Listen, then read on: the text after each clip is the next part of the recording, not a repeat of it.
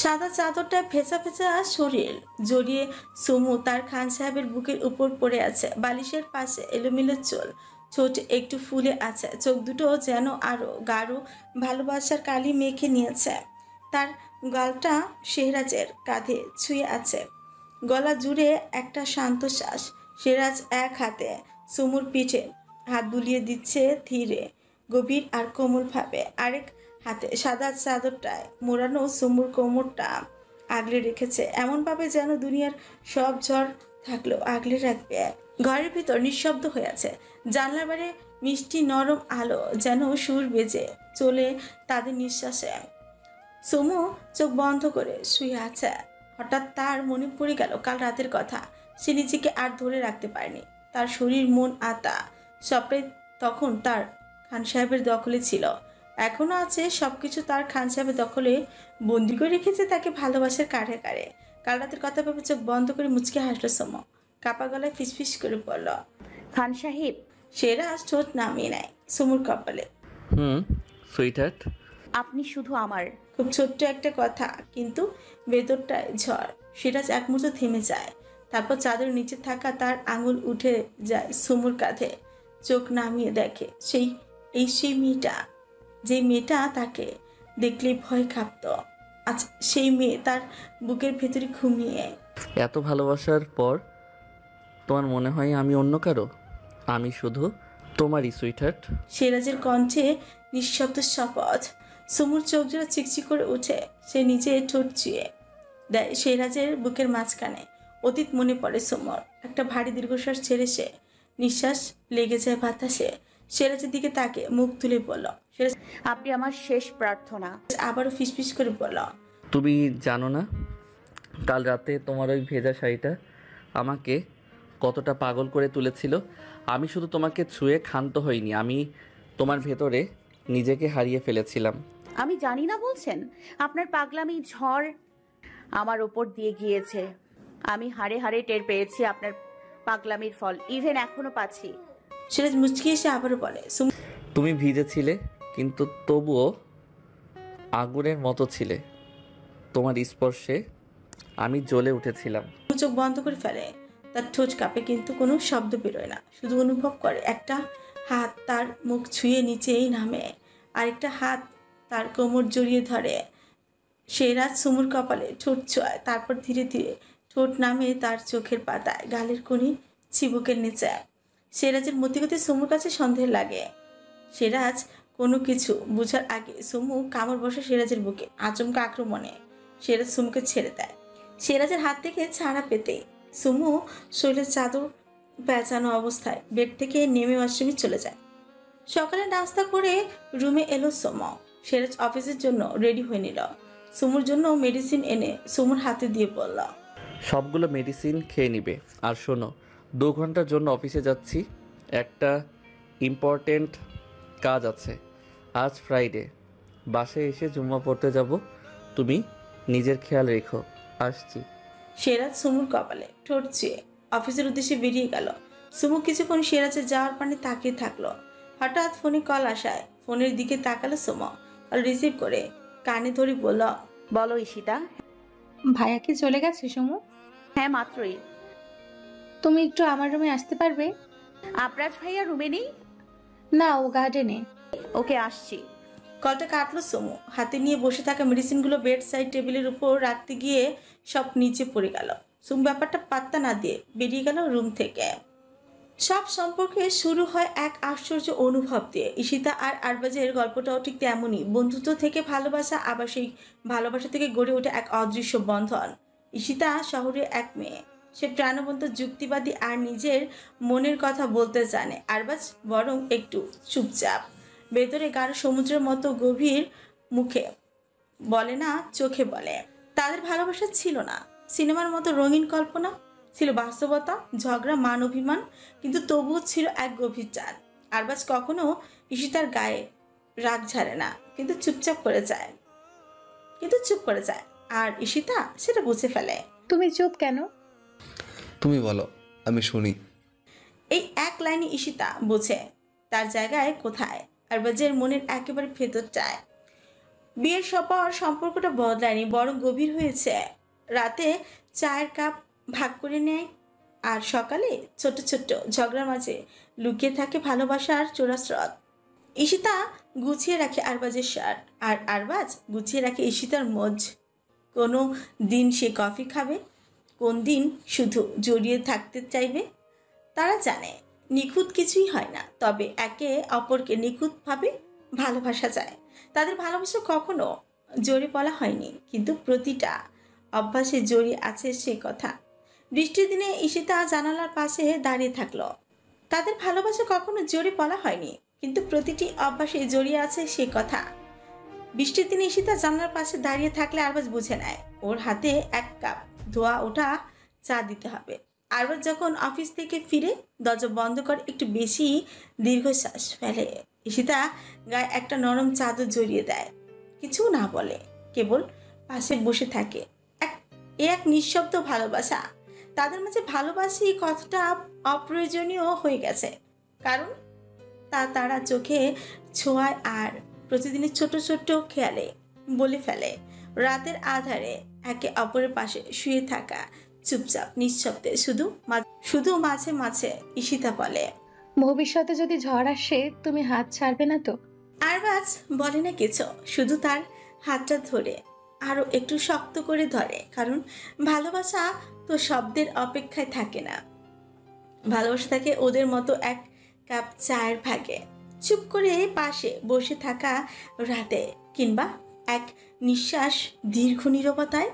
আর এভাবেই চুপি চুপি প্রতিদিন নতুন করে তারা বাধা পড়ে এক জীবনের ধরে ভালোবাসার বন্ধনে। ভালোবাসার বন্ধনে। ব্যালকনিতে দাঁড়িয়ে গার্ডেনে ফিরোজাদের সাথে দুষ্টুমি করতে থাকা আরবাজের দিকে তাকে এইসব ভাবছে ঈশিতা। এমন সময় সুমু দরজার নক করল। সুমুর ঠোঁটে মুচকি হাসি নিয়ে দাঁড়িয়ে আছে। ঈশিতা রুমে এসে বলল, নক করছো কেন সুমু? নিজের বোন প্লাস বন্ধুর রুমে আসতে নক করতে হবে কেন? সুমু রুমে ঢুকে বলল, আমার বোন প্লাস বন্ধুটা তো আর এই রুমে একা থাকে না, তাই না? ঈশিতা আলতো হেসে বলল, আমাকে একটু সাজিয়ে দিবে সুমু? সাজিয়ে দিব মানে? কোথাও যাচ্ছ নাকি? কই না। কেন, তুমি জানো না ভাইয়া কিছু বলেনি? সুমু একটু ভাবুক হয়ে বলল, না তো। তাহলে শোনো, এবারে ছেলেরা তো খুব বিজি থাকে, তাই তারা সপ্তাহে একটা দিন মানে প্রতি শুক্রবার তাদের বউকে নিয়ে ঘুরতে বের হয়। আর এই নিয়মটা কে বানিয়েছিল জানো? কে? বড় বাবা, মানে তোমার শ্বশুর। শুনেছি যখন উনি সেনাবাহিনীতে ছিল তখন তো বড় মামনিকে একদমই সময় দিতে পারতো না। এরপর যখন ওরা ওমানে চলে আসলো তখন নাকি দুই ভাই মিলিয়ে প্রতি শুক্রবার আমার শাশুড়ি আর তোমার শাশুড়িকে নিয়ে ঘুরতে বের হতো। বাহ, দারুণ প্রেম ছিল তো তাদের। তা তো অবশ্যই, কিন্তু তোমাকে ভাইয়া সত্যি কিছু বলেনি? না, শুধু বলেছে আজ তাড়াতাড়ি বাড়িতে ফিরে আসবে। তাহলে তো ভালোই। কিন্তু তোমার এখন কোথায় যাওয়ার প্ল্যান করছো? জানি না, ও জানে, আমাকে কিছু বলেনি। জানো, আমি বোরকা পরে যেতে চেয়েছিলাম, কিন্তু ও বলল শাড়ি পরতে। ঠিকই তো বলেছে, ভাইয়া তার এই মিষ্টি বউটাকে একদিন তো নিজের মনে মতো সাজে দেখতে চাইতে পারে। তবে তোমাকে দেখে মনে হচ্ছে কাল একটু বেশি ভালোবেসেছে ভাইয়া। সুমু লজ্জায় মুখ নামিয়ে ফেলল। ঈশিতা সুমুর চিবুক ছুঁয়ে চুমু খেয়ে বলল, আসো, আমাকে সাজিয়ে দিবে। সুমু মুচকি হাসল। ঈশিতাকে হালকা নীল রঙের একটা শাড়ি সুন্দর করে পরিয়ে দিয়ে, হিজাব পিন করে দিয়ে, মুখে হালকা প্রসাধনী ছোঁয়া দিয়ে, ঠোঁটে হালকা লিপস্টিক লাগিয়ে দিল। ঈশিতাকে নিজের দিকে ঘুরিয়ে নজর কাটানোর জন্য ঈশিতার কানের পাশে কাজল লাগিয়ে দিয়ে বলল, মাশাআল্লাহ, কি অপূর্ব লাগছে তোমাকে। ঈশিতা আলতো হাসল। এমন সময় দরজা নক পড়ল। সুমু তাকে দেখলো আরবাজ অন্যদিকে মুখ ঘুরে দাঁড়িয়ে আছে। সুমু ঈশিতার দিকে তাকে মুচকি হেসে বলল, আমি এখন আসি। কথা বলে চলে গেল সোমা। সুমু যেতেই আরবাজ রুমে ঢুকল। ঈশিতাকে আজ একেবারে অন্যরকম লাগছে। সাদামাটা শ্বাস, তবুও যেন চোখ সরানো যায় না। মায়াবী মুখ আর সাথে ছোট এক চিলতে হাসে। আরবাজ তাকিয়ে থমকে গেল।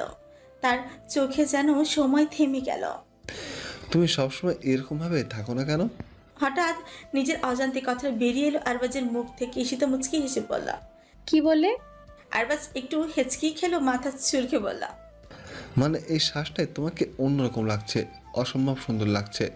ঈশিতার গাল লাল হয়ে উঠল। আরবাজ তখনও তাকিয়েছে, চোখে একটা বিস্ময় আর প্রশংসা যেন এতদিন ধরে কাউকে নতুন করে চিনছে। আরবাজকে তাকিয়ে থাকতে দেখি শীতব বলল, তুমি কি শুধু তাকিয়েই থাকবে নাকি যাবে? ধ্যান ভাঙলো আরবাজের। আবারও মাথা চুলকে আলতো হেসে বলল। চলো। দুজনে একসাথে বেরিয়ে গেল পুরো দিন সকলের থেকে একটু দূরে গিয়ে নিজেদের মতো করে কাটানোর জন্য। ঘড়ি কাটা থেমে গেছে যেন পাতালপুরীর বিলাস বহুল স্যুটের রুমে। একটা অশুভ নিঃশব্দতা, সেখানে যেন মৃত্যুপুরী নেমে এসেছে। কোথায় গেল আমার লোকটা? এক গর্জন, এক বিষাক্ত চিৎকার ছিন্নভিন্ন করে দেয় সেই নিস্তব্ধতা। মানবটির চোখে রক্ত জবার রং, মুখে হিংস্র বিকৃত। সে এক ধাক্কায় উল্টে দিল সামনে থাকা মার্বেলের টেবিল। কাঁচ ভেঙে ছিটকে পড়লো মেঝেতে, ঝর্ণার মতো ছড়িয়ে পড়লো গ্লাসের টুকরো। তাকে খুঁজে বের করো এখনই, এই মুহূর্তে। শেহরাজ কোথায় নিয়ে গেছে তাকে? একটা চেয়ারের হাতলে ঘুষি মারলো এমন জোরে, কাঠ কট করে ভেঙে গেল। কেউ সাহস করে কিছু বলছে না। তার চারপাশে থাকা বডিগার্ডরা নিচু মাথায় দাঁড়িয়ে আছে। কেউ একজন কাঁপতে কাঁপতে জিজ্ঞেস করলো। চুপ! এক লাফে তার সামনে গিয়ে গলা চেপে ধরল। তুই তোর মুখে ওর নাম আনবি না। ও আমার শিকার ছিল, আর তুই একটা ভয় পেয়ে বেঁচে থাকা কুকুর। কোনো কাজের না তোরা। লোকটা হাঁপাতে লাগলো, চোখে জল, শরীর কাঁপছে, কিন্তু মানবটি ছাড়লো না। সবাই তো ভয় পায় আমাকে, তাহলে এই শেহরাজ কেন পায় না? তার নিঃশ্বাসে পাগলামির গন্ধ, রাগ নয়, পিশাচের উল্লাস। রুমের ভেতর থাকা সবাই নিঃশব্দ নিঃশ্বাসও নিভে নিতে ভয় পায়। দেয়ালের আয়নায় তাকিয়ে নিজেকে দেখে ফিসফিস করে, তোমরা ভাবছো আমি পাগল? না, আমি হচ্ছি ভয়। আমি হচ্ছি ওদের জীবনের সবচেয়ে বড় দুঃস্বপ্ন। And next time, no mistake, no mercy. একজন কাঁপতে কাঁপতে বলল। ড্যাম ইট, তোরা এক একটা অপদার্থ। চেয়ে চেয়ে দেখেছিস? একটি গ্লাস ফুল ফোর্সে ছিটকে গিয়ে গেল দেয়ালের দিকে। চিৎকারে কেঁপে উঠল পুরো ফ্লোর। আলো জ্বলছে, লাল শ্যাডো দেয়ালের গা বেয়ে বয়ে যাচ্ছে। শ্যাডো এক অচেনা মানুষের, যার চোখ এখন ওষুধটা। মেয়েটাকে গুলি করার কথা ছিল পার্টির মাঝে। ঠিক যখন আলো নিবল, তখন কি থেকে কি হয়ে গেল, মেয়েটা বেঁচে গেল। নিজের চুলে হাত চালিয়ে ছিঁড়ে ফেলার মতো করে গর্জে উঠল। শেহরাজ খান। হাতের ঘড়ি ছুঁড়ে মারল দরজার দিকে। ভেতরে কাঁচ ভাঙার আওয়াজ, বাইরে নীরবতার আতঙ্ক। তার কণ্ঠ হঠাৎ অদ্ভুত ঠান্ডা, হেসে উঠল। তাহলে এবার আগুনটা নিজেই জ্বালাবো। দেয়ালের পাশের ক্যাবিনেট খুলে বের করলো একটা রক্ত লাল গ্যাস। ভেতরে sniper. Enough games. Next time I went miss. Next time শিল সি ডেড থট মাই আইস। কাচের জানালার নিজের ছায়া দেখে এক ঝাঁকুনিতে চিৎকার করল। নিজের হাতের তালুতে ছুরি চেপে ধরে বলল, বাঁচবে না ওই মেয়েটা। শেহরাজের দুর্বলতা। আমি নিজের হাতে শেহরাজকে ভেঙে গুড়িয়ে দিব। এমন ভাগে ভাঙবো আর কোনোদিনও উঠে দাঁড়াতে পারবে না। রুমের মেঝেতে গড়িয়ে পড়ল এক রক্তমাখা ছুরি। অন্ধকারে বাতাস ভারী হয়ে উঠল বারুদের গন্ধে। গড়িতে তখন 11টা। সুমু রুমে একা একা বসে আছে। সুমুর মনে একটাই ভাবনা, আজ সে সবার জন্য পায়েস রান্না করবে, বিশেষ করে তার খান সাহেবের জন্য। যে ভাবনা সেই কাজ। নিচে সে নামলো ধীরে ধীরে। শুভ্র রঙের চুড়িদার পরা, চোখে একরাশ প্রশান্তি। ড্রয়িং রুম একেবারে নিস্তব্ধ। সুমু কিচেনের দিকে পা বাড়াতে হঠাৎ সামনে এসে দাঁড়ালো অনন্যা বেগম। চোখের শীতল দৃষ্টি, ছোটে কঠিন এক প্রশ্ন। সুমু কোথায় যাচ্ছ? এক মুহূর্ত থেমে গিয়ে শান্ত কণ্ঠে বলল, পায়েস রান্না করব সবার জন্য। অনন্যা বেগমের মুখে বিরক্তি ছায়া। এই বাড়ির নতুন বউদের রান্নাঘরে ঢোকা বারণ, তুমি এটা জানো না? সুমুর চোখে একটু হতবাক ভাব, তারপরে আস্তে করে বলল, জানি, তবুও আমি রান্না করব। তুমি শোনোনি কি বললাম? অনন্যা বেগমের গলা কড়াকড়ি হয়ে উঠল। সুমুর মুখে কাঁপন নেই, শুধু গলার স্বরটা একটু কোমল হয়ে উঠল। আপনি আমার শাশুড়ি, আপনার কথার অসম্মান করিনি কখনো। তবে এই রান্না ভালোবাসা থেকে, যদি অপরাধ হয় আমি ক্ষমা চাই, কিন্তু এই রান্না আমি করবই। অনন্যা বেগম থ হয়ে গেলেন। সুমুর পেছনে না তাকে সোজা রান্নাঘরে ঢুকে গেল। চুলার আগুন জ্বলে উঠল। দুধে চাল পড়লো, এলাচ দারচিনি ঘ্রাণ ছড়িয়ে পড়লো বাড়ি জুড়ে। 12টার দিকে বাড়ির গেট খুলে ভেতরে ঢুকলো শেহরাজ। ব্ল্যাক মার্সিডিস, পরনে ফর্মাল পোশাক, কিন্তু চোখে মুখে জুম্মার দিনের পবিত্রতা। গাড়ির চাবি হাতে ঘোরাতে ঘোরাতে সোজা উপরের দিকে রুমের দিকে রওনা দিল। সুমু শাওয়ার নিয়ে চুলটা ভিজে রেখেই ব্যালকনিতে দাঁড়িয়ে আছে। হালকা রোদের আলো তার মুখের উপর পড়ছেই যেন মোহময়ী একটা আবেশ তৈরি করছে। চোখে প্রশান্তি, চোখে একটুখানি হাসে। ঠিক তখনই রুমে ঢুকলো শেহরাজ। সুমুকে দেখে কয়েক সেকেন্ড থেমে গেল। টাওয়েল নিয়ে এসে ধীরে ধীরে পেছন থেকে এসে এক হাতে সুমুর ভেজা চুলে হালকা টান দিল। এই ভেজা ভেজা রাজকুমারীটাকে? সুমু ফ্রিকুচকে তাকালো। খান সাহেব, চুলে টান দেবেন না। শেহরাজ সুমুর চুল মুছতে মুছতে হেসে বলল, তোমাকে না জ্বালালে আমার ভালো লাগে না। তারপর হঠাৎ সুমুর নাকে একটা হালকা চিমটি কেটে দিল। সুমু একটু খুশি একটু রাগী গলায় বলল, আপনি কি ছেলে মানুষ নাকি? শেহরাজ হেসে কাজ ছাকিয়ে বলল, তোমার সামনে আমি সব ভুলে যাই, এখন যাই। কথাটা বলে সুমুর চুল মুছে দিয়ে বলল, থাকো, শাওয়ার নিয়ে নামাজ পড়তে যাব।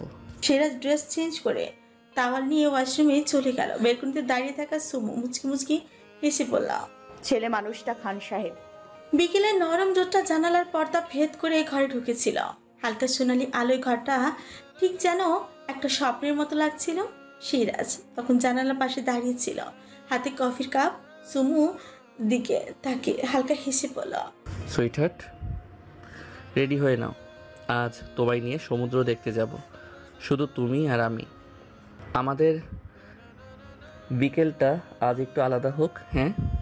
সুমু বেডের উপর থেকে ফোন এনে সিরাজের চোখের সামনে একটা ভিডিও প্লে করে বলল। আমি এই ভিডিওটা বানাতে চাই। সিরাজ হালকা হাসলো। ওকে ফাইন, আয়ুবদের আসতে বলি তাহলে। ভিডিও মেক করা হয়ে গেলে ওরা চলে যাবে। সুমু লাজুক হেসে ঝটপট রেডি হয়ে নিল। একটা পার্পেল রঙের চুড়িদার পরে ঠোঁটে হালকা লিপস্টিক দিয়ে চুলগুলো ছেড়ে দিল। সিরাজ এতেই চোখ সরাতে পারছিল না। সুমু সিরাজের সামনে গিয়ে মুচকি হেসে তুড়ি মেরে বলল, দেখবেন পরে, এখন চলুন। সিরাজ আলতো এসে সুমুর হাত ধরে বাড়ি থেকে বের হলো। রাস্তায় দাঁড়িয়ে আছে সকলে। আয়ুবরা 3টে গাড়ি নিয়ে এসেছে, 2টো সাদা আর একটা ব্ল্যাক। সিরাজ আয়ুবদের ফোনে ভিডিওটা দেখিয়ে সব কিছু বুঝিয়ে দিল। তারপর সকলে একসাথে গাড়িতে উঠে পড়ল।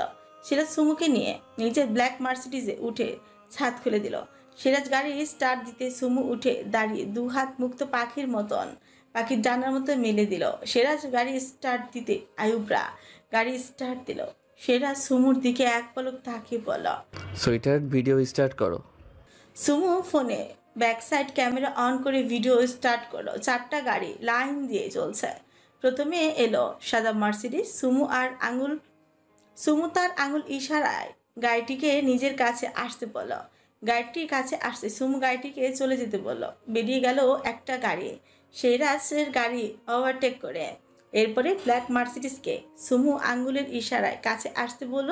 গাড়িটি একটু কাছে আসতে সুমু আঙ্গুলের ইশারায় গাড়িটিকে চলে যেতে বলল। ব্ল্যাক মার্সিডিজটিও সিরাজের গাড়িকে ওভারটেক করে বেরিয়ে গেল। এরপর চলে এলো আবারও সাদা মার্সিডিজ। গাড়িটাকে সুমু আঙ্গুলের ইশারায় একটু কাছে আসতে বলল।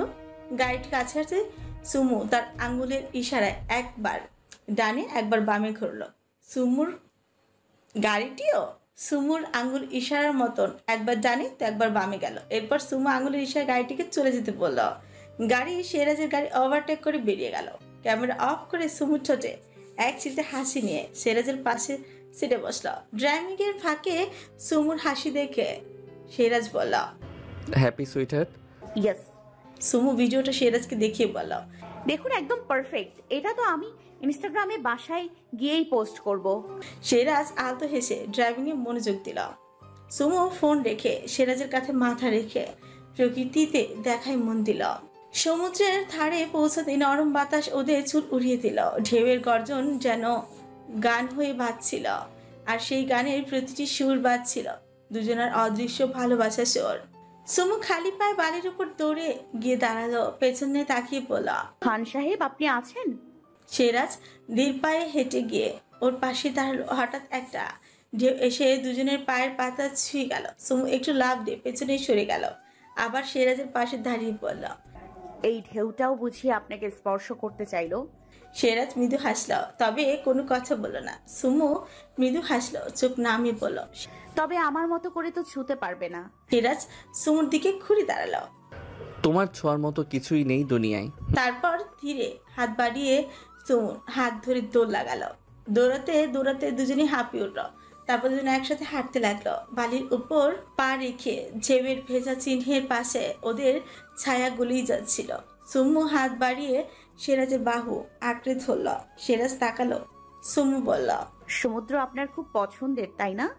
তবে বিডিতে কক্সবাজারের ওই ঘটনাতে আমার পছন্দের সমুদ্রকে তোমার জন্য অভিশপ্ত ঘোষণা করেছিলাম। সুমু অবাক হয়ে তাকালো। সিরাজ সুমুর দিকে তাকে আলতো হেসে সুমুকে নিজের বুকে টেনে নিয়ে জড়িয়ে ধরল। ঢেউ গর্জন করলো। সূর্য একটু একটু করে ডুবতে থাকলো। আর সুমুরাজ দাঁড়িয়ে রইল। সমুদ্রের নীরবতা আর ওদের হৃদয়ের শব্দে এক হয়ে গেল সেই বিকেল। Chowdhury group corporate head office, Oman, রাত 11টা। ঘরটা আধা আলো, বড় কাছে জানালার ওপাশে শহরের নীরব রাস্তাগুলো ঝলমল করছে। রায়ান চৌধুরী তার অফিসের চেয়ারে হেলান দিয়ে বসে আছে, হাতে এক গ্লাস হুইস্কি। চোখে চিন্তার ছায়া। দেয়ালের পাশে দাঁড়িয়ে এক নিঃশব্দ নিরাপত্তার ছায়া। ঠিক তখনই দরজা ধীরে ধীরে খুলে যায়। প্রবেশ করে একজন সুইডেন লোক। তার নাম আসিফ, রায়ানের খুব বিশ্বস্ত একজন। আসিফ গম্ভীর গলায় বলল, বস, খুঁজে পাইনি ওকে। লোকটা যেন হাওয়ায় মিলিয়ে গেছে। রায়ান চোখ সরিয়ে তাকায়। আমি বলছিলাম না ওইটা এত সহজ হবে না। আসিফ ঝুঁকে এসে বলল, আরেকটা খবর আছে, সিআইডি ডিপার্টমেন্টে এসিপি প্রশান্ত ঘোষ, উনি আপনার ওপর নজর রেখেছেন। রায়ান চোখ সুকুঞ্চিত করল। প্রশান্ত ঘোষ? জি বস, ওমান শহরে গত 1 মাসে যতগুলো খুন হয়েছে সবগুলোর পেছনে আপনার নাম জড়িয়ে পড়েছে। তিনি লুকিয়ে লুকিয়ে ইনভেস্টিগেশন চালাচ্ছেন, সরাসরি কিছু করছেন না, কিন্তু ছায়ার মতো পেছনে লেগে আছেন। রায়ান চোখে হালকা হাসল। খেলা জমে উঠেছে। ওনার ছায়া আমার পায়ের নিচে পড়বে সময় মতো। রায়ান ধীরে ধীরে হুইস্কির গ্লাসটা টেবিলে নামিয়ে রাখলো। চোখে তার আগুনের ছিলেক, ঠোঁটের কোণে এক ধরনের ঠান্ডা অশুভ হাসে। গভীর কণ্ঠে বলল, গাড়ি বের করো আসিফ। এই শ্বশুর বাড়ির জামাই আদরটা আজ না খেলে চলবে না। আসিফের চোখে চমক। প্রশান্ত ঘোষের বাড়ি। রায়ান চেয়ারে উঠে দাঁড়িয়ে কোট পড়তে পড়তে বলল, কথা আমার নামটা নিয়ে ফোনের সাথে খেলতে চাই না। ভদ্রভাবে খেলাটা শেখাবো। আর ওনার চোখে একটু রং লাগানো দরকার। বলে বেরিয়ে গেল রায়ান। Sound effect. গাড়ির ইঞ্জিন স্টার্ট হচ্ছে। কালো এসইউভি রেডি। চারিদিকে নিস্তব্ধতা। রায়ান তার 4 জন সিক্রেট এনফোর্সার নিয়ে বেরিয়ে পড়ল ওমানের প্রান্তে অবস্থিত প্রশান্ত ঘোষের প্রাসাদের দিকে। শহরের আলো গায়ে মেখে কালো গাড়িগুলো ছায়া ছুটে চলল যেন রাতের অন্ধকারে এক শিকারী যার চোখে লাল জ্বালা। প্রশান্ত ঘোষের ভিলা, ওমান, রাত 12টা। শান্ত নির্জন এলাকায় দাঁড়িয়ে রাজপ্রাসাদের মতো এক বিলাসবহুল ভিলা। চারপাশে হালকা কুয়াশা। গেটে লাগানো সিসিটিভি আর ভারী দারোয়ান। কালো এসইউভি এসে থামে। টায়ারের ঘর্ষণে ধুলো উড়ে। দারোয়ান কপালে ভাঁজ ফেলে এগিয়ে আসে। এই রাতের বেলা গেট বন্ধ, অনুমতি ছাড়া কেউ ঢুকতে পারবে না। ইউভির দরজা খুলে যায়। কালো কোটে রায়ান নেমে আসে, চোখে আগুন। রায়ান ঠান্ডা গলায় বলে, তুই আমাকে চিনিস না তাই না? রায়ান একটু থেমে চেহারা ভালো করে দেখে। তার মুখ ফ্যাকাশে হয়ে যায়। কাপা গলায় বলে, রায়ান। Ryan Chowdhury sir. এগিয়ে এসে তার চোখে তাকায়, গলা নিচু কিন্তু ভয়ানক স্পষ্ট। গেটটা খুলে দে, না খুললে তোর খোলা মুখটাই বন্ধ করে দিব। দারুণ ভয়ে গেটের বাটন টিপে দেয়। গেট খুলে যায়। এসইউভি ভেতরে ঢুকে যায়। ভিলার আলো জ্বলছে। ভেতরে একটা পরিবার শান্ত, বাইরে দুঃস্বপ্ন হয়ে ঢুকে পড়ে রায়ান। প্রশান্ত ঘোষের ভিলার ড্রয়িং রুম। রাত 12:10। ভিলার ভেতরটা রাজকীয়। দেয়ালে দামি পেইন্টিং, ঝাড়বাতিতে নরম আলো। সব ঘর জুড়ে নিস্তব্ধতা, শুধু ঘড়ির চিকচিক শব্দ। রায়ান হেঁটে ঢুকে। সঙ্গে 4 জন লোক, সবার হাতে সাইলেন্সার লাগানো গান। কেউ কোনো কথা বলছে না, শুধু জুতো টুকটাক শব্দ হচ্ছে মার্বেল ফ্লোরে পড়া কাফলা জুতোর আওয়াজের। প্রাসাদ কেঁপে উঠছে। রাইয়ান গিয়ে সোফায় পা তুলে বসে, হাতে ওয়াইনের বোতল। হেল্পার ছুটে আসে, ভয় পেয়ে বলে, আসিফ ঠান্ডা গলায় বলে, চুপচাপ থাকো, বস এসেছেন। চেঁচামেচির শব্দে প্রশান্ত ঘোষ তার স্ত্রী ছুটে আসেন। তারা দেখে অবাক। সোফায় এক অপরিচিত ভয়ঙ্কর পুরুষ বসে আছে, ঘরের মাঝে বসে মদ খাচ্ছে। প্রশান্ত ঘোষ চিচিয়ে বলেন, এই কি হচ্ছে এখানে? তুমি কে? আমার বাড়িতে কিভাবে ঢুকলে? রাইয়ান এক দৃষ্টিতে তাকায়, ক্লান্ত ভাবে মাথা ঘোরায়, তারপর ঠান্ডা কণ্ঠে বলল, আপনার দরজার তালা আমার নামে ছিল না, তাই ভেঙে ঢুকতে হলো। শ্বশুর মশাই, রায়হান, তুমি এখানে কেন এসেছো? আপনি তো বড় লোক মানুষ, বড় বড় কেস নিয়ে ইনভেস্টিগেশন করেন, তাই ভাবলাম রাতে এক কাপ চা খেতে আসি। দুধ চিনি লাগবে না, শুধু একটা খুন দিবেন। প্রশান্ত ঘোষ চিৎকার করতে যায়, ঠিক তখনই রাইয়ানের লোক এসে সামনে গিয়ে দাঁড়ায়, তাদের দিকে বন্দুক তাক করে। লোকটি কঠিন গলায় বলে, প্রশান্ত ঘোষ ও তার স্ত্রী থমকে যান। রায়ান এবার হালকা হেসে উঠে দাঁড়ায়, ধীরে ধীরে সামনে গিয়ে বসে পড়ে। আপনার কেসটা হাতছাড়া করতে বলতেই এসেছি। এই লড়াই আপনি হারবেন মিস্টার ঘোষ। আমার রাস্তার ছায়ায় যারা হাঁটে তারা বেশি দূর যায় না। প্রশান্ত ঘোষ রাগে ফেটে পড়ে, তুমি একজন মাফিয়া, খুনি, শহরের কলঙ্ক। আমি তোমার মতো অপরাধীর সামনে মাথা নত করব না। রায়ান হাসে, ঠান্ডা হাসে। এই তো আসল মুখ। তবে আপনার মুখ আর মেয়ে দুটোই উলঙ্গ হয়ে গেছে দেখছি। রায়ান তাকে সামনে তাকায় না, বরং সিলিং এর দিকে তাকে আবারও বলে, ঠিক আপনার মেয়ে ঘর যখন ফেরে তখনই মিলি বাড়ির ভেতর ঢুকে, মাথা ঘুরছে, শরীর দুলছে, শর্ট ওয়েস্টার্ন ড্রেস পরে মাতার অবস্থায় হাঁটছে, এক হাতে মদের বোতল। রায়ান চোখ ছড়িয়ে তাকায়, ঠোঁট বাঁকায়, নাক ছিটকায়। এ আপনার আদরের মেয়ে? বাবার সামনে এরকম পোশাকে? যার মেয়ের লজ্জা নেই, শিক্ষা নেই, সে এসেছে দেশ সুরক্ষাতে। আমি সব মেয়েদের খারাপ বলি না, তবে আপনাদের মেয়ের মতো ধনীদের মেয়েরা নিজের বাবার অপমানেই সবচেয়ে বড় উপহার দেয় সমাজকে। প্রশান্ত ঘোষ মেয়েটাকে টেনে ধরতেই যায়, কিন্তু রায়ান হাতে তুলে থামায়। কেস থেকে সরেন, না হলে আপনার মেয়ে আর এই রাতের চাঁদ কেউ দেখতে পারবেন না। প্রশান্ত ঘোষ কিছু বলার আগেই রায়ান চোখের ইশারাই করে। দুজন লোক মিলির মাথায় রিভলভার দিয়ে তাক করে। মিলি থমকে যায়, হঠাৎ ভয় পেয়ে চিৎকার দেয়, ড্যাড! প্রশান্ত ঘোষের স্ত্রী কেঁদে পড়ে যান। না, আমি এমন অপরাধ করতে পারবো না। রায়ান পায়ের উপর পা তুলে বসল। আপনাকে 5 মিনিট সময় দিলাম, তার মধ্যে নিজের মতামত পরিবর্তন না করলে বাকিটা আমরা করব। কিছুতেই না, যা খুশি করো, আমি সরব না। তুমি ভাবো তুমি যা ইচ্ছা তাই করে যেতে পারো। কমানে সব রাস্তায় শুধু তোমারই ছায়া থাকবে, সেই সব আর চলবে না রায়হান। এক মুহূর্তে নিস্তব্ধতা, তারপর রায়ান ধীরে ধীরে সামনে এগিয়ে যায়, তার তার চোখ সরাসরি প্রশান্ত ঘোষের দিকে। বুড়ো হাড়ে এখনো অনেক আগুন দেখছি, কিন্তু ভুলে গেছেন আগুনের কাছেই পুড়ে সবাই। সে প্রশান্ত ঘোষের কাঁধে হাত রাখে, খুব আস্তে চেপে ধরে, কিন্তু চোখে আগুন। আপনার জামাই আমি নই, কিন্তু আপনাকে শ্বশুর আদর করতে পারবো, তবে সেটা খুনসুটি নয়, হাড় গরম করে দেয় এমন আদর। প্রশান্ত ঘোষ চিৎকার করতে চায়, কিন্তু রায়ানের চোখে এমন শীতলতা যে দৃষ্টি শব্দ গলা দিয়ে বেরোয় না। আপনার সময় শেষ, শুট। ঠিক আছে, আমি সরে যাব। রায়ান নিশার কণ্ঠে বলল, না, সময় তো শেষ, এখন শুধু সরলেই হবে না। আপনার আত্মা নোংরা করতে এসেছি, একটা খুন করুন এখনই। খুন? খুন কেন করব? কৈফিয়ত চাইছেন?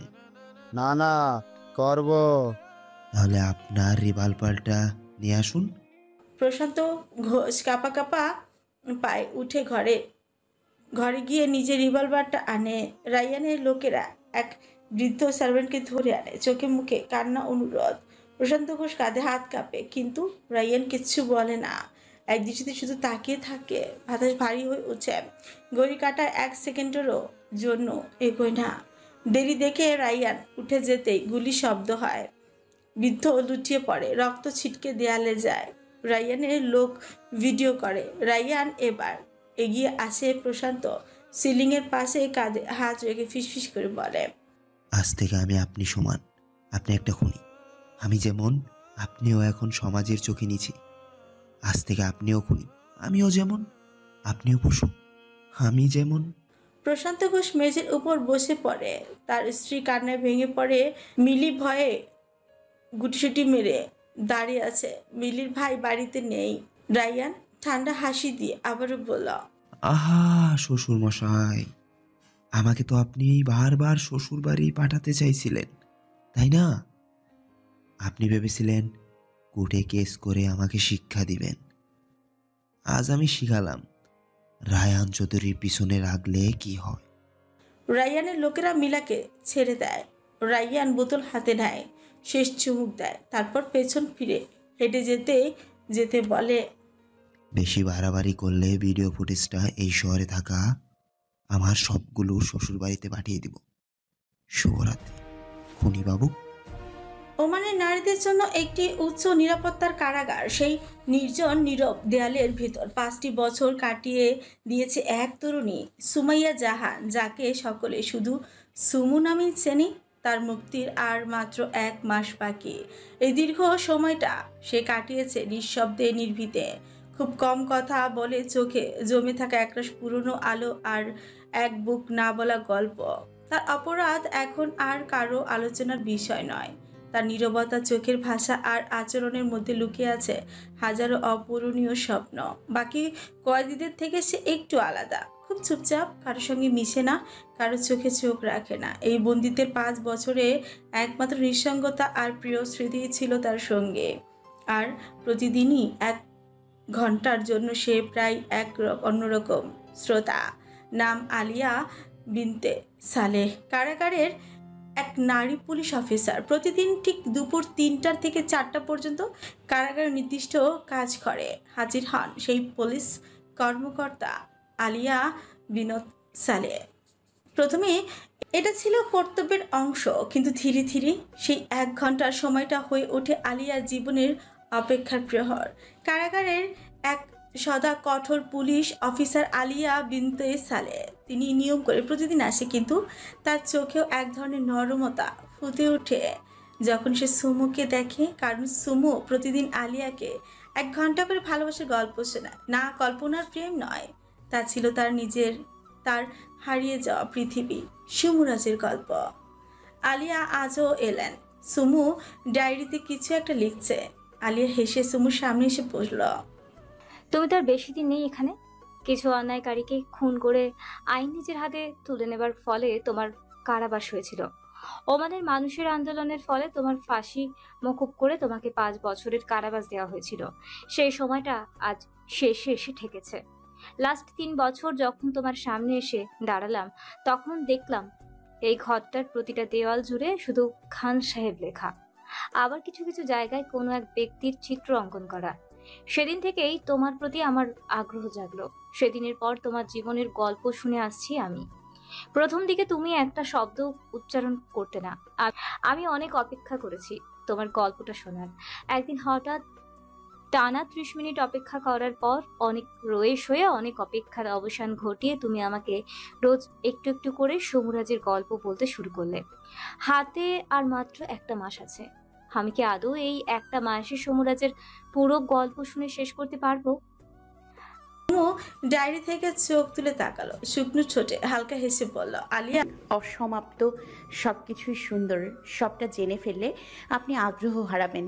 কিছু জিনিস অসমাপ্ত রেখে সারা জীবন তার প্রতি আগ্রহটাকে বাঁচিয়ে রাখা ভালো।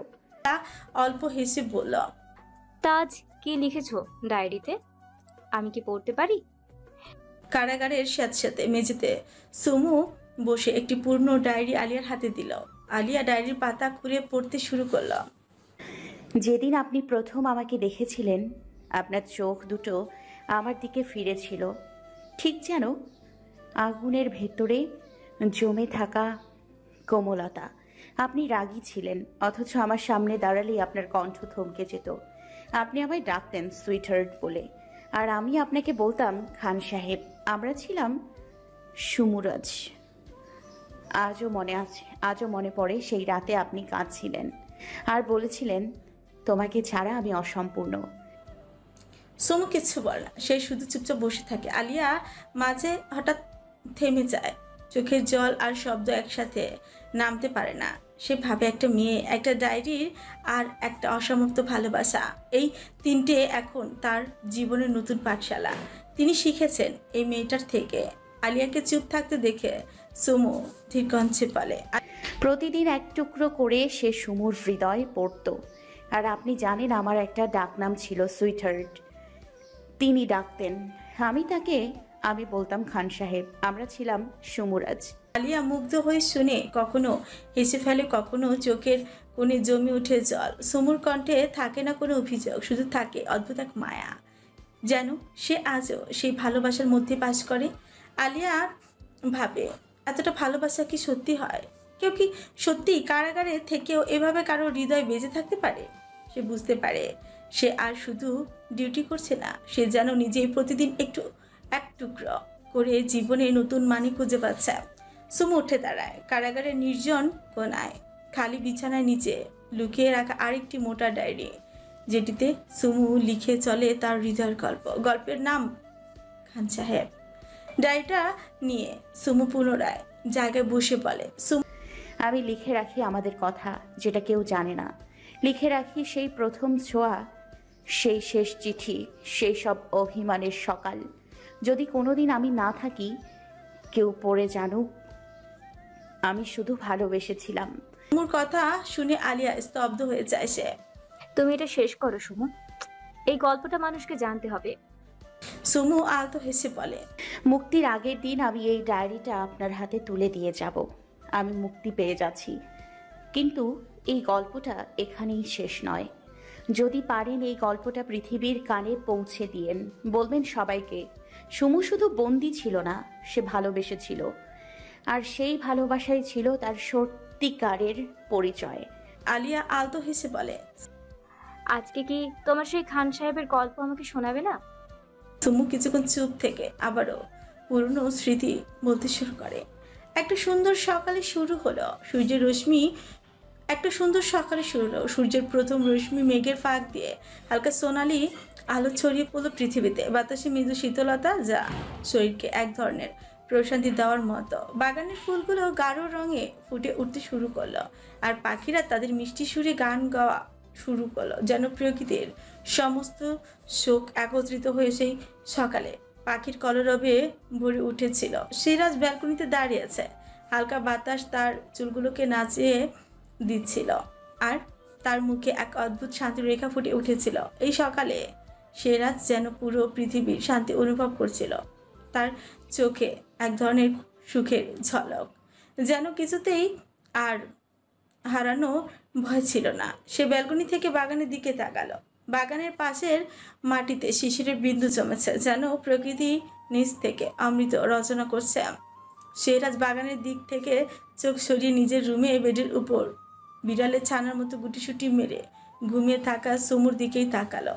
এমন সুন্দর সকাল, আর সাথে তার প্রিয় মানুষ। সিরাজের মনে হলো এমন এক সকালে তাদের সম্পর্কের সমস্ত গ্লানি আর চাপ যেন হারিয়ে গিয়েছিল। শুধু ছিল দুটি হৃদয়ের মাঝে এক অবিরাম ভালোবাসা। বেলকনি থেকে রুমে এলো সিরাজ, টাওয়াল নিয়ে ওয়াশরুমে চলে গেল। 15 মিনিটের মধ্যে শাওয়ার নিয়ে বেরিয়ে আসলো সিরাজ। বেডের দিকে তাকিয়ে দেখলো জানালার ফাঁক দিয়ে ভোরের আলো এসে পড়েছে বিছানায়। ঘড়িতে সকাল 7টা, কিন্তু সুমু তখনও দুটো বালিশ জড়িয়ে ঘুমাচ্ছে, যেন পৃথিবীর সব শান্তি এসে ওর বুকে জমে গেছে। সিরাজ দাঁড়িয়ে আছে বাথরুমের সামনে, সাদা তোয়ালে গায়ে জড়ানো, ভেজা চুল থেকে চপচপ করে পানি পড়ছে। সে চুল মুছতে মুছতে ড্রেসিং টেবিলের সামনে এসে দাঁড়িয়ে বলল, সুইটহার্ট, আর কত ঘুমাবে? আমার 9:30টার মিটিং আছে। চা বানাবেন আমার জন্য? সুমু এক চোখে তাকায়, ব্ল্যাঙ্কেট আরো গায়ে টেনে নিয়ে বলল, আপনি তো এসকে লক্সের মালিক। মিটিং 1 ঘন্টা পিছিয়ে দিতে পারবেন, কিন্তু ঘুম সেটা তো আমি পিছিয়ে দিতে পারি না, তাই ঘুমোচ্ছি। সিরাজ ফিকুজকে এগিয়ে আসে। সুইটহার্ট, আমার লেট হয়ে যাচ্ছে। সকালে ব্রেকফাস্ট ছাড়া চলে, কিন্তু তোমার হাতে চা বা কফি না হলে আমার চলে না। সারাদিন মাথা ধরে থাকবে, মেজাজ গরম হয়ে থাকবে। সুমু এবার উঠে বসে, চোখে আলসেমি, ছোটি বাঁকা হাসে। সিরাজ একদম কাছে এসে ব্ল্যাঙ্কেটটা টান দিয়ে সরিয়ে দিল। আমি থাকতে এইসব জড়িয়ে শুয়ে থাকো কেন? তুমি চাইলে আমি মিটিং বাদ দিয়ে সারাদিন তোমার পায়ের কাছে বসে থাকবো, কিন্তু তার বদলে 1 কাপ চা আর তোমার একটু আদর চাই। সুমু ঠোঁট ফুলিয়ে বলে, ঠিক আছে, আগে ভালোবাসি বলেন, তারপর চা পাবেন। ভালোবাসি না বলে দেখিয়ে দেই। এই বলে শেহরাজ হঠাৎ সুমুর কপালে ঠোঁট ছোঁয়ালো। সুমু লজ্জায় লাল হয়ে গেল, আড়মোড়া ভেঙে নেমে দাঁড়ালো বেড থেকে। পরনে হালকা গোলাপি নাইটি, চোখে এখনো ঘুমের ছাপ, কিন্তু ঠোঁটে তার খান সাহেবের ভালোবাসায় গড়া হাসি। সোফার উপর রাখা ড্রেস নিয়ে ওয়াশরুমে গিয়ে চেঞ্জ করে নিল। ওয়াশরুমে থেকে বেরিয়ে এসে চুলগুলো হাত খোপা করে নিয়ে নিচে যাবার উদ্দেশ্যে পা বাড়লো। শেহরাজও সুমুর সাথে নিচে যাবার উদ্দেশ্যে পা বাড়িয়ে বলল, সকাল সকাল নেশা না ধরালে চলছে না, তাই না? ফিকুচগুলো সুমো। মানে? শেহরাজ মুচকি এসে বলল, মানে হলো এই যে তুমি যখন হাত দিয়ে চুল খোপা করো তখন আমার ঠিক এইখানে লাগে, পুরো ফিদা হয়ে যায় আমি। কারেন্ট মারে বডিতে, নেশা ধরে মনে। বুকের বাঁ পাশে হাত রেখে কথাগুলো বলল শেহরাজ। সুমু হাসল। দুজনে কথা বলতে বলতে নিচে নামলো।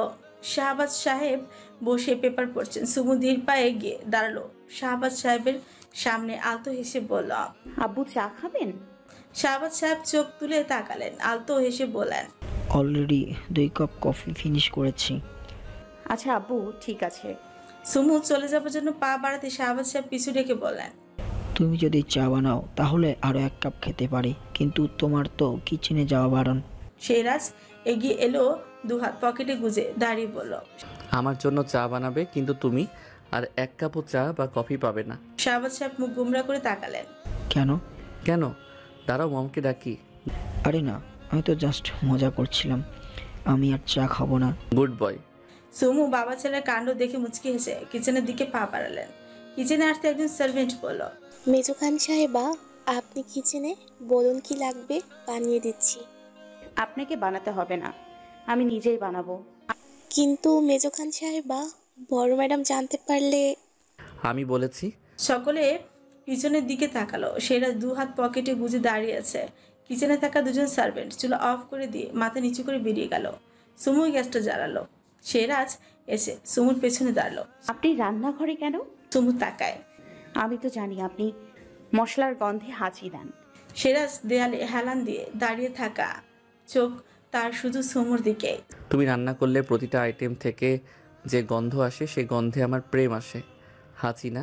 সুমু কেটটি চাপায়। শেহরাজ এগিয়ে গিয়ে পেছন থেকে সুমুকে জড়িয়ে ধরে। সুমু পরিমাণ মতো দুধ চিনি দিয়ে বাড়ির সকলের জন্য চা বানায়। 1 কাপ চা শেহরাজের হাতে দিয়ে বলে, নিন, খেয়ে বলুন কেমন হয়েছে। শেহরাজ মুচকি হেসে চা খেতে খেতে বলে, চায়ের কাপে তুমি, বিছানার চাদরে তোমার ঘ্রাণ, চোখে তোমার নামে ঘুম, আমি আর কি চাই? দারুণ হয়েছে সুইটহার্ট। সুমু চায়ের ট্রে নিয়ে ড্রয়িং রুমে এসে শাহবাজ সাহেবের হাতে 1 কাপ চা তুলে দিয়ে আবারও কিচেনে চলে এলো। শেহরাজ কাপে শেষ চুমুক দিল, তারপর গম্ভীর চোখে সুমুর দিকে তাকিয়ে বলল, আমার মনে হয় আজকের সকালটা এত মিষ্টি কেবল তোমার বানানো চায়ের জন্য না, তোমার জন্যেও। সুমু কিছু বলার আগে শেহরাজ হঠাৎ তার ওড়নার কোনা ধরে টেনে ধরল। খান সাহেবকেও দেখে ফেললে কিচেনের মধ্যে কি শুরু করেছেন? তো কি হয়েছে দেখুক, সবাই জানুক, তেরে ইস্কে মেরি যা ফানা হো যায়। সুমু চুপ করে যায়। ছোটের কোণে সে চুপি চুপি হাসে। তারপর শেহরাজের হাত থেকে কাপটা নিয়ে রাখে স্নিকে। আপনি এবার বের হন কিচেন থেকে, চায়ের পর তো সকালের নাস্তাও বানাতে হবে। শেহরাজ ঠোঁট কামড়ে বলে, 1 শর্তে যাব। আবার কি শর্ত? আজ সকালের বেড কিস পাইনি, সেটা না দিলে আমি এখান থেকে নড়ব না। সুমু হা করে তাকায়। শেহরাজ, আপনি একেবারে শিশু সুলভ হয়ে গেছেন। গম্ভীর মুখ করে বলে, আমি তো তোমার প্রেমে একেবারে বাচ্চা হয়ে গেছি অনেক আগেই, কিন্তু আমার দুঃখ তুমি আজও বুঝলে না। একটু থেমে এগিয়ে আসে। ভালোবাসলে মানুষ বয়স হারিয়ে ফেলে, বুঝলে না সুইটহার্ট? সুমু আর কিছু বলে না, হাত বাড়িয়ে শেহরাজের গালে আলতো ঠোঁট ছোঁয়। এবার বের হবেন? শেহরাজ দরজায় দাঁড়িয়ে পেছন ফিরে বলে, এই সকালটা তোমার মতোই কোমল, শান্ত আর তীব্র মায়ার ভেতর গাথা। আমার জীবনের প্রতিটি সকাল এমনই চাই সুইটহার্ট। সুমু শেহরাজকে ঠেলে কিচেন থেকে বের করলো। শেহরাজ দরজা দিয়ে বেরিয়ে গেল। সুমু একটু হাসলো। কিচেনে ঢুকে চুলের খোপা একটু টাইট করে বাঁধলো। তারপর হাত ধুয়ে রেডি হয়ে গেল সকালের নাস্তা বানানোর জন্য। সুমু ঠিক করলো, যেহেতু আজ সে প্রথম সকলের জন্য রান্না করছে, তাই খান সাহেবের রুচি অনুযায়ী আফগানি খাবারই বানাবে। যেভাবে সেই কাজ নান ই আফগানি বানাতে শুরু করলো। ময়দা, দুধ, ইস্ট আর সামান্য জিরা মিশিয়ে খামির তৈরি করলো। হাতে মোলায়েম টাচে মেখে রেখে দিল ফুলতে। এরপর শুরু করলো শহরোয়া গরুর হাড় মাংস দিয়ে হালকা ঝোল, পেঁয়াজ, আদা, রসুন আর আফগানি মশলায় ফুটতে দিল। ঘরের কোণে ছড়িয়ে পড়লো আফগানি রান্নার মন মাতানো ঘ্রাণ। পাশাপাশি করলো কাবাবে মুরগা, চিকেনের কিমা, লেবুর রস, কাঁচামরিচ, ধনেপাতা আর সামান্য জাফরান দিয়ে মেখে কাঠিতে গেঁথে প্যানে গ্রিল করলো। সবশেষে মাস্ত কারি, দইয়ের শসা, পুদিনা আর একটু শুকনো পুদিনার গুঁড়ো মিশিয়ে এক বাটি ঠান্ডা রিফ্রেশিং সাইড ডিশ তৈরি করল। বাড়ির পুরো রান্নাঘর যেন আফগানের কোনো গ্রাম্য সকালের ঘ্রাণে ভরে উঠল। রান্না শেষ করতে করতে 8:30 বাজলো সুমর। এরই মধ্যে ঈশিতা অনেকবার কিচেনে এসেছিল সুমুকে সাহায্য করতে। সুমু ঈশিতাকে জোর করে বের করে দিয়েছে কিচেন থেকে। শেহরাজ একেবারে অফিসে যাওয়ার জন্য রেডি হয়ে নিচে নামলো। কোথাও না দাঁড়িয়ে সোজা কিচেনের দরজার সামনে আসলো। শেহরাজ দরজার ফ্রেমে দাঁড়িয়ে স্নিগ্ধ চোখে তাকিয়ে রইল রান্না করা স্ত্রীর দিকে। চোখে তার এক ধরনের প্রশংসার মায়া, গলা এক টুকরো ভালোবাসার শীতলতা।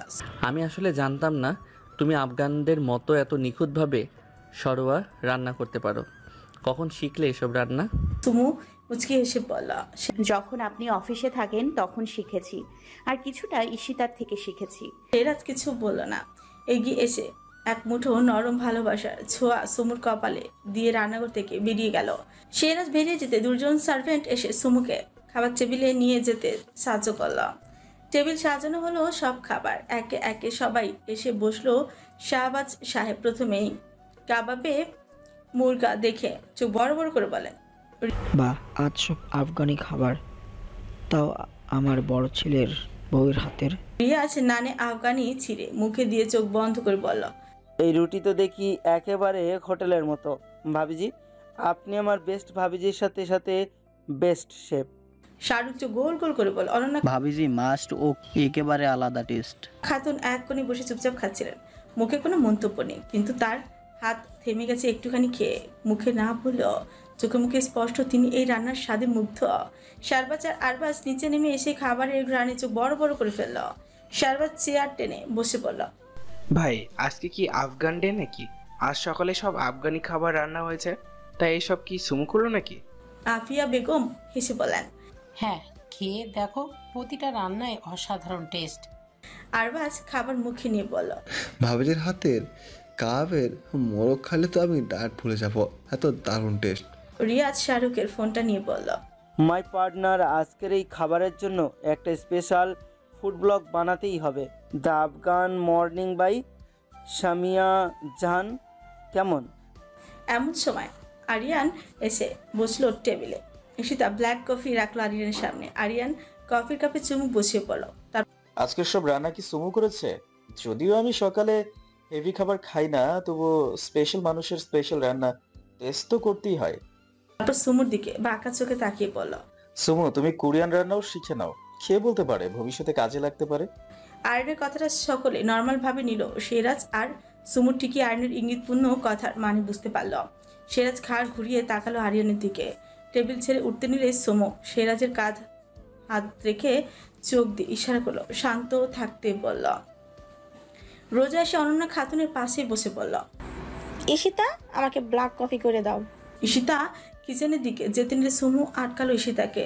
রোজার দিকে শান্ত দৃষ্টিতে তাকিয়ে বলল, কখনো একটু শরীর নাড়িয়ে খেতে শিখুন, বা বাড়িতে অনেক অনেক সার্ভেন্ট আছে, তাদের বলুন ঈশিতা এই বাড়ির বউ, ওকে যখন তখন হুকুম করা বন্ধ করুন। রোজা কিছু বলার আগে অনন্যা খাতুনই বললেন, ঈশিতা যেমন এই বাড়ির বউ, তুমিও এই বাড়ির বউ। তা এই বাড়ির বউ হয়ে কোন নিয়মটা মেনেছো? আমার এতদিনের তৈরি করা সব নিয়ম ভেঙে রান্না করছো। নিজের পরিবারের মানুষের জন্য ভালোবেসে রান্না করেছে আম্মু, এখানে আমি কোনো নিয়ম মানতে পারবো না। অনন্যা খাতুন কিছু বলতে নিলে শেহজাদ সাহেব বললেন, ভাবিজি আজ অত্যন্ত নিয়মটা না দেখে রান্নায় টেস্টটা দেখুন। সুমো বাংলাদেশের মেয়ে হয়ে আফগানিস্তানের এতগুলো ডিশ রান্না করেছে, তাও সবগুলো ডিশ একদম পারফেক্ট করে। আমাদের সুমো মামুনের মধ্যে প্রচুর গুণ আছে। অনন্যা খাতুন মুখ ঘুরিয়ে বললেন, হ্যাঁ গুণ আছে, তবে সব থেকে বড় গুণ মানুষকে কিভাবে বশ করতে হয় সেদিকে। ফিরোজা ফোনে কার্টুন প্লে করে ধীর পায়ে হেঁটে এসে শেহরাজের পাশে দাঁড়ালো। শেহরাজ ফিরোজাকে কোলে তুলে নিয়ে বলল, বশীকরণে একটা প্রতিভা মম। সুমু সবাইকে নিজের ভালোবাসা দিয়ে বশ করে, যেটা সকলে পারে না। অর্ণা বেগম চুপ করে গেলেন। একজন সার্ভেন্ট এসে রোজাকে কফি দিয়ে গেল। শেহরাজ নিজের প্লেট সামনে টেনে নিয়ে আবার বলল, আজকে আমি নিজের হাতে খাবো, কেউ স্পুন বা ফর্ক দেবে না। শাহবাজ সাহেব হেসে বললেন, প্রেমে পড়লে মানুষ কবে থেকে হাইজিন লগ্ন করে বসে সেটা এখন বোঝা যাচ্ছে। শেহরাজ গম্ভীরভাবে জবাব দিল, এই খাবারে যদি ভালোবাসা মেশানো হয় তাহলে তা হাত দিয়ে খাওয়া উচিত, বুঝলে ড্যাড? নিয়ে সবাই হাসতেই লাগলো। রোজা নাক সিটকালো বলল, কিন্তু এসকে তুমি তো সকালে হেভি খাবার খাও না, তাহলে আজ কেন খাচ্ছ? শেহরাজ রোজার প্রশ্ন উপেক্ষা করে সুমুর আর ঈশিতার উদ্দেশ্যে বলল, তোমরা দুজন বসছো না কেন? আর সুমু, তুই জানো না বাসায় থাকলে আমি তোমাকে ছাড়া খাই না? ছোটরা সকল ঠোঁট টিপে হাসছে। শাহবাজ সাহেব আর শেহজাদ সাহেব কিছু না শোনার ভান করে খাচ্ছে। আরিয়ান বাঁকা হাসল। সুমু আর ঈশিতা খেতে বসল। ছাদে রোদ নেমেছে নরম করে, হালকা বাতাসে উঠছে সুমুর না। নিচে সবাই বিশ্রামে, আর সে এসেছে একটু একা থাকতে। চোখ বন্ধ করে দাঁড়িয়ে আছে সে। হঠাৎ পেছন থেকে একটা গলার স্বর ভেসে এলো, সো মিসেস খান সাহেবা, একা একা ছাদে? আপনি তো জানেন না এভাবে একা থাকাটা কতটা বিপজ্জনক হতে পারে। সুমু চমকে ঘুরে তাকালো। আরিয়ানের ঠোঁটে বিকৃত হাসি নিয়ে দাঁড়িয়ে, চোখগুলো ঘোলাটে, দৃষ্টি তাকিয়ে আছে ও তার দিকে। আমি একা থাকতে এসেছি, আপনি নিচে চলে যান। না, চলে যাবার জন্য তো আসিনি, আপনাকে সঙ্গ দিতে এসেছি। তার কণ্ঠে ছিল ঘৃণার মতো লালসা। চোখে চোখ রাখার সাহস হারলো সুমু। পা পিছিয়ে গেল এক ধাপ। আরিয়ান এক ধাপ এগিয়ে এসে নিচু গলায় বলল, শোনো, এসকে তো তোমায় সারাদিন বাসায় ফেলে রেখে অফিস করে, আর আমি তো এখন আছি, তোমাকে সময় দিতে চাই। তার কথাগুলো যেন সাপের মতো কানে ঢুকছিল। শক্ত মুখে সুমু বলল, দয়া করে আরেকটাও শব্দ বলবেন না। আপনি যা বলছেন সেটা আমার খান সাহেব জানলে কি করবে? মারবে আমাকে? তোমার জন্য একটু মার খেতেই পারি, যদি তার বিনিময়ে তোমাকে পাই। সুমু কোনো কথা বলছে না। ছাদ থেকে চলে আসার জন্য পা বাড়াতে আরিয়ান সামনে এসে দাঁড়িয়ে পড়ল। তুমি জানো সুমু, মোমবাতি যতই আলো দিক ওর চারপাশে ছায়া থাকেই। তুমি যতই উজ্জ্বল হয়ে থাকো, ভেতরে একটা ছায়া কিন্তু নিশ্চয়ই রয়ে গেছে, যেটা এখনো ভয় পায়, কাঁপে, আর তাতে আমি আগুন ধরাতে চাই। সুমু চোখ সরিয়ে না তাকিয়ে বলল, আপনার কথার মাঝে আগুন নয়, বিষ আছে, এবং আমি আগুনকে ভয় পাই না, জ্বালাতে জানি। আরিয়ান হালকা হেসে আরেক ধাপ এগিয়ে সুমুর পাশে দাঁড়িয়ে ফিসফিস করে বলল, তোমার শরীরের ভাষা, নিঃশ্বাসের ঘনত্ব সব তো অন্য কিছু বলে। বলো তো, তোমার নিজের কি মাঝে মাঝে এসকের খাঁচা থেকে একটু উঠতে ইচ্ছে করে না? সুমু এবার চোখে আগুন নিয়ে তাকায়। গলার রাগ আর অপমান ঝরে পড়ে। আরিয়ান, আপনি যতটা ভাবছেন আমি তার চেয়েও অনেক বেশি নিজের আত্মসম্মানে বিশ্বাসী। আমার মা বাবা আমাকে প্রিন্সেসের মতো আগলে রেখেছিল, আর আমার খান সাহেব আমাকে রানীর মতো করে রেখেছে। আমি কারো শখের পুতুল না, আর না আপনি আমাকে নিয়ে আপনার নোংরা ফ্যান্টাসি সাজাবেন। হালকা হেসে বলল, তোমার এই শান্ত মুখটার পেছনে একটা দারুণ আগুন লুকানো আছে। সুমু একটু পিছিয়ে গিয়ে চোখ সরিয়ে নেয়। আর আপনার মতো মানুষের একটাই অভ্যাস, মেয়েদের চোখে নিজের ইচ্ছে দেখে ফেলেন। আরিয়ান আবার এক ধাপ এগিয়ে আসে। তোমার চোখ কিন্তু খুব স্পষ্ট সুমু। সুমু ঠোঁট শক্ত করে চোখে কঠিন দৃষ্টিতে তাকিয়ে বলে, আপনার চোখে যা পড়ছে সেটা আপনার কল্পনা। আমার চোখে শুধু একটাই মানুষ, আমার খান সাহেব। তার জন্যই আমার সব ভালোবাসা, সব বিশ্বাস। এসকে তো বুঝে গেছে তুমি কতটা সহজে পোষ মানো। পুরুষেরা তো এমনি জিততে ভালোবাসে। সে তোমাকে পেয়ে গেছে, এখন সে নিশ্চিন্ত। সুমু দৃষ্টিতে আগুন। আপনার জিহ্বার ধার কম নেই, কিন্তু আপনার চোখের আসল রংটা আমি স্পষ্ট দেখতে পাই। আপনি যা বলছেন সেটা কোনো নিছক কৌতুক নয়, এটা একটা নোংরা খেলার ইঙ্গিত।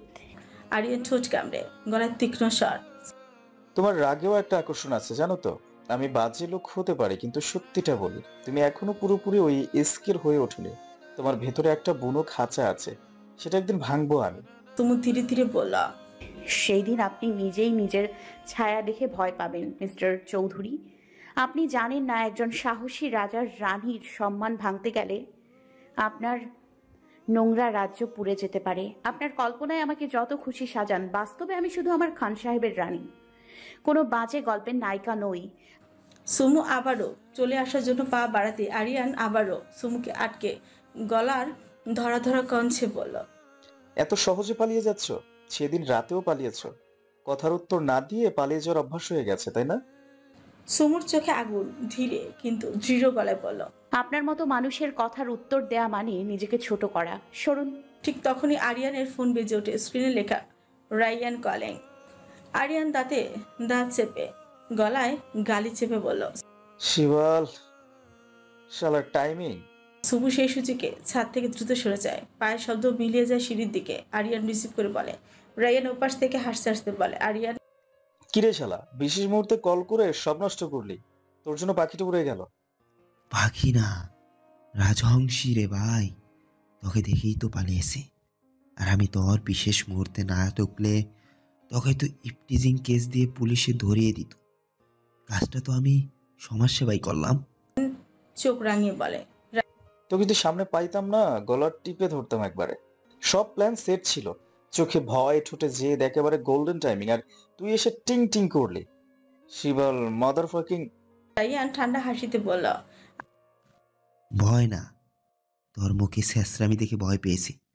আর ভাই, মেয়েটা খাঁটি স্বর্ণ। তোর মতো হাত পাকার হাওয়া দিয়ে গলবে না। আমি জানি কাকে কিভাবে গলাতে হয়। হ্যাঁ, এই জেদটাই আমি চাই। আর একদিন দেখবি এই রাজবংশী আমার পাখির খাঁচায় বন্দি হবে। তুই কি আসলেই এত বোকা, না অভিনয় করিস? ওই মেয়ের চোখে শুধু এসকে, আর কিছু নেই। তুই যতই চেষ্টা কর, একদিন নিজের ছায়াকেও ভয় পাবি। আরিয়ান গলা নিচু করে ঠান্ডা স্বরে বলল, এসকে তো তোর মাথা ব্যথার কারণ, তাই না? এত চিন্তা কেন সুমুর জন্য রায়হান? রায়ান এক মুহূর্তে চোখ, তারপর গম্ভীর হেসে বলল, কারণ আমি তোর মতো নোংরা না। আমি ওই মেয়ের চোখে ভয় দেখি না, সম্মান দেখি। আর তুই সেই সম্মানটা ভাঙতে চাস। সাবধান হ, সময় এলেই তুই বুঝবি কার সাথে খেলতে যাচ্ছিস। আরিয়ান বিরক্ত হয়ে বলল, চুপ কর। এমনিতেও ফুল টাইমে কল করেছিস শালা। তোর জন্য পাখিটা উড়ে গেল, স্পেশাল মুহূর্তে ডিস্টার্ব করলি। Bloody beach. রায়ান হাসতে হাসতে বলল, আরিয়ান ও ভাই, তোকে তো আমি সাহায্য করলাম। ও তোর ভাইয়ের বউ, একটু সম্মান দে। জ্বলে উঠল। আরিয়ান, তুই হাসছিস? আমার শিকার হাতে এসেছিল রে। চোখে ভয় আর চ্যালেঞ্জ, একেবারে পারফেক্ট। আর তুই কল করে সব নষ্ট করলি। তোকে আমি আগেই বলেছি, মেয়েটার লেভেল এক্সট্রা অর্ডিনারি। তুই যতই ঘুরে বেড়াস, ওকে ছোঁয়া তো দূরের কথা, দৃষ্টি ফেলার যোগ্যতাও তোর নাই। শালায়, এখন লেকচার দিচ্ছিস? আমি জানি কিভাবে মেয়েদের দুর্বলতা বের করতে হয়। ওর চোখে আমি আগুন দেখেছি, ভয় নয়। ওর চোখে আগুন তুই দেখেছিস, কারণ ওর সামনে তুই আগুন লাগানোর মতোই কিছু করছিলি। কিন্তু সাবধান হ, মেয়েটাকে দেখে আমার মনে হয়েছে ও তোর মতো আগুনকে নিভিয়ে দিতে জানে। আর শেহরাজ তোকে পুড়িয়ে ফেলবে, মনে রাখিস। চোখ বন্ধ করে তাতে দাঁত চেপে বলল। আরিয়ান একটু থেমে আবারও বলল, শেহরাজ, শেহরাজ সবখানেই শেহরাজ। শেহরাজ, শেহরাজ সবখানেই শেহরাজ। সময় এলেই দেখবি সিংহের সামনেও শেয়াল দাঁড়ায়। তুই শুধু দেখে যা। তোর ওই ন্যাকামো শোনার সময় নেই আমার রায়ান। তোর এক ফোনে সব শেষ হয়ে গেল। আজকে ওকে আমি নিজের জায়গায় নামিয়ে আনতাম, বুঝলি? নিচে আমার সামনে। রায়ান ঠান্ডা গলায়, ঠোঁটে কটাক্ষ, তোর জায়গা বলছিস? যেটা নোংরামির গর্ত, না খচ্চরদের চাতাল। ওর মতো একটা ক্লাসিক মেয়েকে তুই টানতে পারবি ভাবছিস? কি করে? আরিয়ান ঠোঁট কাঁপড়ে গর্জে ওঠে। ও আমার কাছে চ্যালেঞ্জ, আর চ্যালেঞ্জ আমি হেরে যাই না। রায়ান মুচকি হাসল। এই তোর সমস্যা, সব কিছুকে চ্যালেঞ্জ ভাবিস। মানুষ, অনুভব, ভালোবাসা সব কিছু তোর একটা গেম মনে হয়, কিন্তু এসকের ওয়াইফ কোনো গেমের ক্যারেক্টার না রে ভাই। ও নিজেই এসকের একটা রাজ্য, আর তুই সেই রাজ্যের ঢোকার যোগ্যতা না। সবাই বলে ও শুধু শেহরাজকে দেখে, আর আমার চোখ শুধু ওকে দেখে রায়ান। আমি জানি এক এক সময় ওর চোখ কিছু অজানা কাঁপুনি থাকে, অদ্ভুত এক নিঃশ্বাস। ওর এই দ্বিধা থেকেই আমি জানি একদিন ওর ভেতরটা আমার দিকে ঝুঁকবেই, কারণ আমি ওকে এখন পর্যন্ত নোংরা চোখে দেখিনি। রায়ান এবার গম্ভীর গলায় বলল, তুই নিজেকে খুব বিশ্লেষক ভাবিস না, চোখ দেখে চরিত্র বুঝিস। তোর এই ফালতু বিশ্লেষণে আজ অব্দি কেউ কাছে টেনেছে তোকে? তুই আসলে ভয় পাস এসকের মতো পুরুষের সামনে তোর আসল মুখটা উন্মোচন হবার ভয়। এসকে সেই গম্ভীর মুখওয়ালা সাইলেন্ট রাজা, মুখের শব্দ নাই, শুধু চোখে আগুন। ওকে ভয় পাই আমি? না রে রায়ান, ওকে আমি ঝাঁঝরা করে দিতে চাই। আমি ওর সিংহাসন ভাঙতে চাই, ওর বুক থেকে ওর ভালোবাসার নামটা মুছে দিতে চাই। বাহ, ভালোবাসা মুছে দিতে চাস? তোদের মতো লোকেরা যা পারে না তাই নষ্ট করতে চায়। তোদের ব্যর্থতা হচ্ছে তোরা কেউ কিছু করতে পারিস না, তাই ভাঙাতে চাস। কিছু বলে যাস না। শেহরাজ শুধু নামটা, শেহরাজ শুধু একটা নাম না, সে একটা ভয়। আর তুই যে আগুন জ্বালাতে চাস, সে আগুনে একদিন তুই নিজেই ছাই হয়ে যাবি। এক মুহূর্ত নীরবতা। আয়নের নিঃশ্বাস ভারী, রায়ানের গলায় হিমের মতো শীতলতা। ময়লা মন নিয়ে রানী জেতা যায় না বন্ধু। ওর রাজ্যে প্রবেশ করতে হলে তোকে রাজা হতে হবে। দুঃখের বিষয়, তুই আজীবন বাড়ি রয়ে গেলি। ফোন কেটে যায়। রায়ান ফুসফুস করে নিঃশ্বাস নিচ্ছে, দাঁত চেপে নিজের মোবাইল ছুঁড়ে মারে। চোখে পাগলামির, মুখে একটা ফিসফিসানি। আমাকে হেও করলি তো রায়ান, কিন্তু একদিন ওই রানী নিজেই হাঁটবে আমার পথ ধরে। তখন তুই আর শেহরাজ দুজনেই শুধু দর্শক হয়ে দাঁড়িয়ে থাকবে। রায়ান একটা বিলাসবহুল দোতলা অফিসের রুমে চেয়ারে হেলান দিয়ে বসে আছে। তার ঠোঁটে ঠান্ডা হাসি। ফোনের ডিসপ্লেতে অন্ধকার হতে না হতেই সে অট্টহাসিতে ফেটে পড়ে। রায়ান নিজের সাথে কথা বলে, শেহরাজ খান আর আরিয়ান চৌধুরী, একদিকে সিংহ আরেকদিকে বাঘ। অথচ এই দুই বনো জানোয়ার মাঝে খেলা চলছে একটা ছোট্ট মেয়েকে নিয়ে, নাম সুমাইয়া। সে চেয়ার ঘুরিয়ে জানালার দিকে তাকায়, চোখে কৌশলী ছেলে। এই দুই ভাইয়ের মধ্যে যত বেশি ফাটল ধরবে, তত বেশি আগুন জ্বলবে। আমার জন্য ততই সুবিধা, কারণ আগুনে শুধু কাঠ না, পুরে ভালোবাসা, বিশ্বাসও। তার ঠোঁটে এবার বিদ্রুপের ছোঁয়া। সুমো, তুমি তো জানোই না তুমি নিজের অজান্তেই কি ভয়ঙ্কর একটা খেলার কেন্দ্রবিন্দু হয়ে উঠেছ। তুমি তো শুধু ভালোবাসা চেয়েছিলে, কিন্তু তোমার কারণে ইতিহাস রচিত হবে। এক মেয়ে, দুই পুরুষ, আর তাদের ধ্বংসের শুরু। সে চেয়ার থেকে উঠে এসে ওয়াল শেলফ থেকে একটা ফাইল তোলে। তাতে কিছু কাগজ, ছবি আর একটা লাল মার্ক দিয়ে গোল করে দেওয়া সুমাইয়ার ছবি। ছবিতে একটা ছোট্ট করে লেখা, কি টু দ্য ট্রেন। রায়ান চোখ সরু করে ফিসফিস করে, ওই এক মেয়েই শেষ করে দিবে খান পরিবারের গর্ব আর চৌধুরী পরিবারের একমাত্র উত্তরাধিকারকে। সে নিজের গলা ঠিক করে আবার হাসে, একটা ঠান্ডা রক্তহীন হাসি। এখন শুধু অপেক্ষা, অপেক্ষা সঠিক মুহূর্তে। জ্বর উঠুক, আমি শুধু ছায়া হয়ে সব নিয়ন্ত্রণ করব। হাসলো রায়ান।